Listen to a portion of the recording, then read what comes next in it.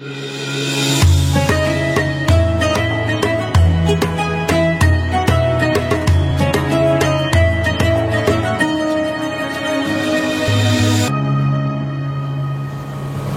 pada puasa nih?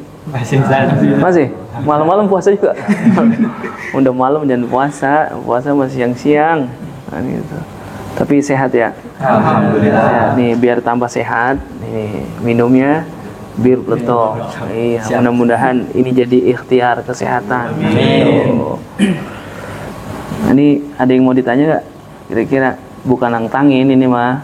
Kalau saya bisa jawab, ya saya jawab. Buat pengetahuan kita aja sama-sama, mudzakarah gitu ya. Ingin bertanya, ini kan kita lagi memasuki bulan suci Ramadan, Ustaz. Nah, di bulan suci Ramadan ini kan ada yang namanya juga rukun-rukun puasa, syarat puasa dan sunah-sunah puasa, Ustaz. Nah, teman-teman, saya mewakili teman-teman ingin bertanya tentang sunah-sunah puasa itu apa aja sih, Ustaz? Mohon dijelaskan. Ya, tapi saya nyontek ya. Gak apa-apa nih kita buka kitabnya. Ini ada biar lebih jelas kita baca ini di sini. Nah, ini memang berkenaan dengan Ramadan. Kita ada hal-hal yang yang rukun, yang wajib, tapi ada juga yang sunnah. Nah, ini penting juga sebagai pelengkap kita mengerjakan pekerjaan yang wajib. Ada hal-hal yang sunnah nih. Nah, di sini disebutkan sunanus saumi wa Ramadan katsiratun. Jadi ini ada hal-hal yang sunnah di dalam berpuasa, dan di bulan suci Ramadan itu banyak sekali sunnah-sunnahnya. Minha diantaranya nih yang bersentuhan langsung dengan puasa kita, yaitu yang pertama ta'jilul fitri, menyegerakan berbuka puasa. Idza tayaqqanal ghurub, kalau emang benar-benar dia yakin udah masuk maghrib, udah terbenam tuh matahari. Itu kecuali dia ragu. Ya, ini udah maghrib apa belum? Gitu. Jadi sunnah yang paling utama kalau udah yakin dia masuk maghrib, maka segeralah berbuka puasa tuh, ta'jilul fitri. Gitu. Ini takjil jadi bahasa Indonesia nih ya. Ya, takjil. Takjil itu apa? Lontong, bakwan, itu takjil tuh. Ya, takjil padahal asal katanya ajala yu'ajjilu takjil, artinya menyegerakan. Gitu, menyegerakan artinya kalau udah masuk maghrib jangan pakai teradahan gitu ya. Ada apa di situ udah batal ini dulu gitu. Takjil tuh namanya. Nah, itu sunnah hukumnya, mentakjil berbuka puasa. Jadi nggak boleh ditunda-tunda, walaupun dia masih kuat, antar aja. Saya bukanya isya aja dah. Lah nggak boleh kan gitu. Ya, jadi kalau emang udah yakin akan masuknya waktu maghrib, maka buru-burulah, segeralah untuk berbuka puasa, takjil, menyegerakan tuh. Makanya orang Indonesia karena lontong, bakwan dan lain sebagainya itu digunakan untuk mentakjil berbuka puasa, untuk menyegerakan berbuka puasa, makanya jadinya takjil. Itu hebatnya Ramadan tuh. Jadi ketika masuk bulan suci Ramadan, lontong, bakwan itu berubah nama semua. Jadi apa? Takjil namanya itu. Nah, lalu yang kedua as-suhuru walau bijur'ati ma'in, sahur. Ya, makan sahur walaupun hanya seteguk air. Ya, jadi jangan dianggap sahur itu hanya sekedar sunnah saja, tapi justru sahur itu ada hikmah yang luar biasa. Nah, salah satunya hikmah sahur itu untuk menguatkan kita berpuasa. Karena apa? Dari terbit fajar sampai terbenam matahari kan rentan waktunya lama tuh. Untuk menguatkannya apa? Ya, sahur, makan atau minum lah. Gitu. Dan juga itu untuk membedakan puasanya umat Nabi Muhammad dengan puasanya ahlu kitab dulu. Ya, kalau kita puasanya Nabi Muhammad bagaimana kesunahannya? Makan sahur. Dan juga dalam hadis riwayat Imam Ahmad disebutkan innallaha azza wa jalla wa malaikatahu yusholluna alal mutasahhirin. Allah dan para malaikat itu akan bersolawat kepada siapa? Orang-orang yang makan sahur. Itu. Walaupun nanti waktunya makan sahur boleh dari pertengahan malam udah boleh tuh. Boleh di tengah malam lewat kita makan sahur boleh. Cuman afdolnya Ya, sahur itu nanti ya apa? Takhirus suhur.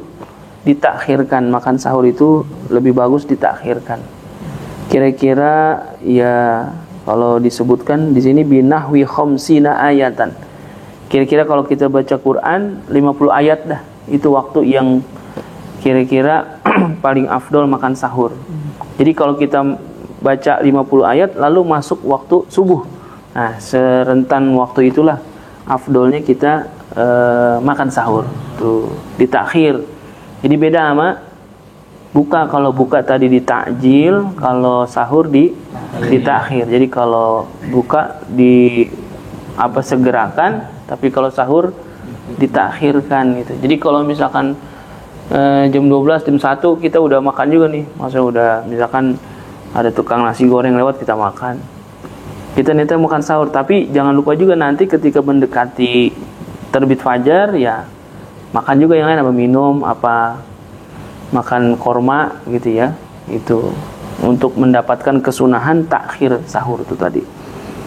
Lalu ada kesunahan al-fitru ala rutobin. Ya, jadi berbuka itu afdolnya sunahnya dengan rutob, kurma.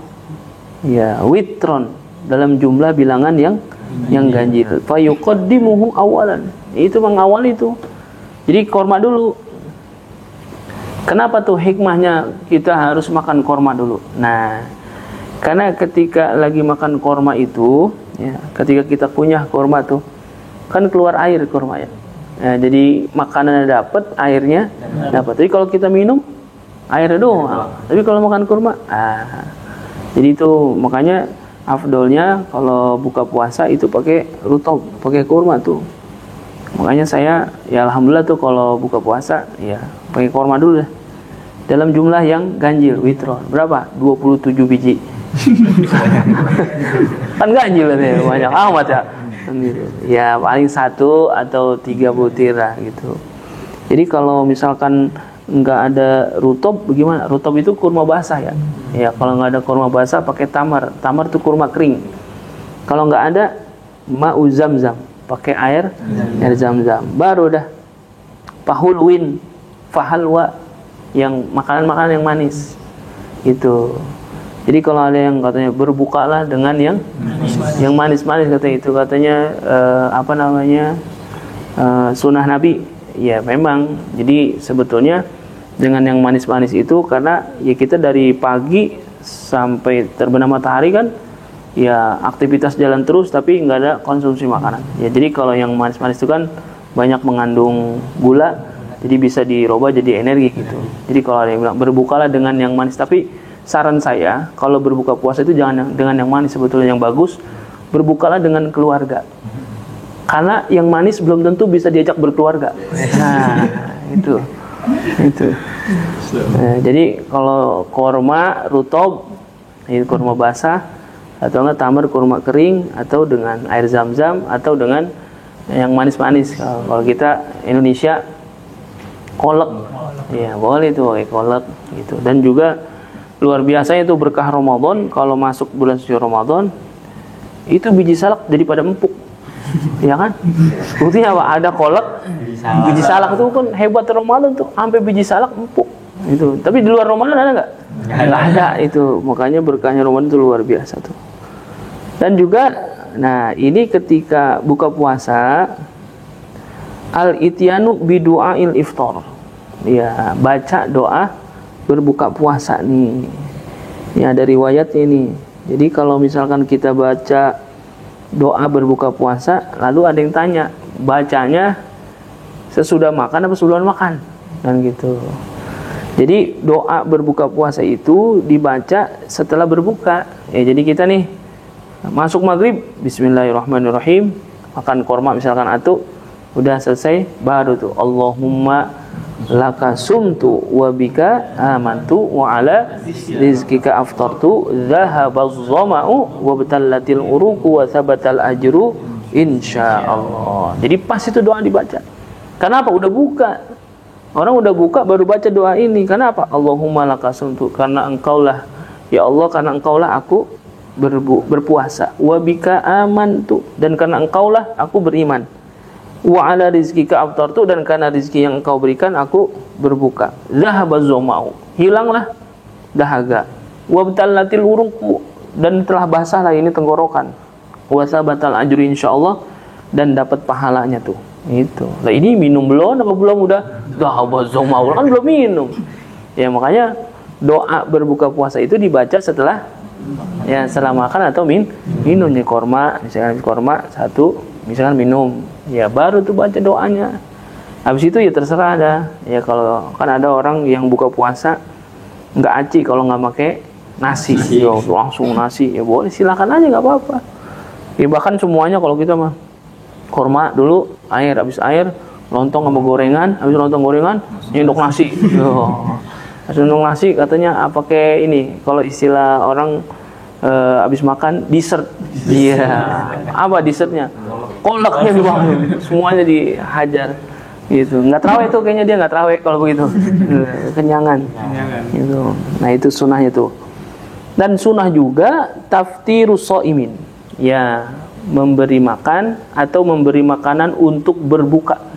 Oh, orang-orang yang berpuasa tuh. Karena apa? Pahalanya sangat besar gitu. Jadi kalau ada orang dalam hadis ya riwayat Imam Ibnu Majah dan Imam At-Tirmidzi disebutkan orang yang memberi makan kepada orang yang berbuka puasa untuk berbuka puasa itu pahalanya sama kayak orang yang berpuasa gitu.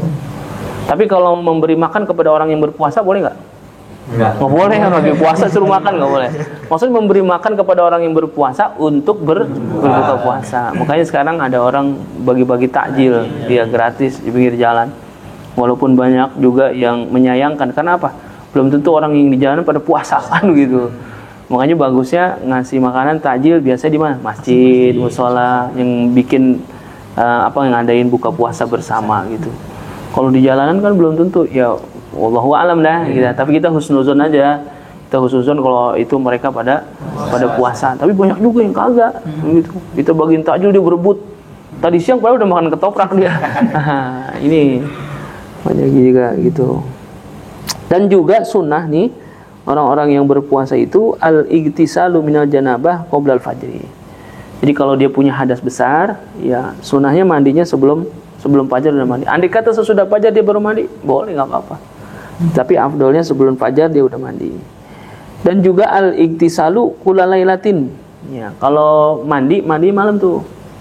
Jadi kalau misalkan dia berbuka puasa gitu ya, lalu misalkan dia udah punya wudu, buka puasa, langsung sholat maghrib. Habis sholat maghrib baru mandi tuh. Bagusnya begitu mandinya. Jangan sore-sore mandinya. Mandinya udah habis maghrib. Karena apa? Likayan syatalil qiyami, agar supaya dia bersemangat untuk sholat tarawih, seger jadinya. Makanya kalau mandinya sore, jam 4 udah mandi dia. Emang udah lemes banget ya, makanya mandi tuh. Iya, mandi, nggak taunya air pada masuk ke dalam mulut. Mandi tuh, jadi wah seger lagi dia kan gitu. Ya, jadi yang bagus mandinya setelah sholat maghrib baru mandi tuh. Biar supaya apa? Dia semangat untuk melaksanakan sholat malam, tarawih gitu. Diajak tarawih tetap segar, semangat tuh. Kenapa? Ya mandinya habis maghrib. Emang sunnah itu. Dan juga sunnah al-muhafazatu ala sholati tarawih. Nah, ini jaga nih sholat tarawih kita. Min awwali lailatin ila akhiri lailah. Dari awal sampai akhir. Tuh. Karena dalam hadis disebutkan man qoma ramadhana imanan wa ihtisaban ghufira lahu ma taqaddama min dzambi. Nah, wal maqsudu bi qiyami ramadhan, ya ini ada penjelasan yang dimaksud dengan bi qiyami ramadhan itu adalah salat tarawih. Tarawih itu. Ya, jadi jangan jangan sampai bolong dah. Sayang-sayang. Ya andai kata bolong juga ya karena sunnah aja enggak apa-apa. Tapi kita cari keafdolannya dah, kesempurnaannya. Man soma ramadhana, puasanya. Man qoma ramadhana, malamnya kita isi dengan salat-salat sunnah gitu. Dan juga jangan lupa nih ta'akkudul muhafazati ala salatil witri. Salat witir. Gitu ya. Jadi habis salat tarawih langsung salat witir gitu. Bersama-sama imam itu yang bagus. Itu ini ada orang tarawih di masjid, musola, witir di rumah. Dan pulang katanya ntar malam mau tahajud.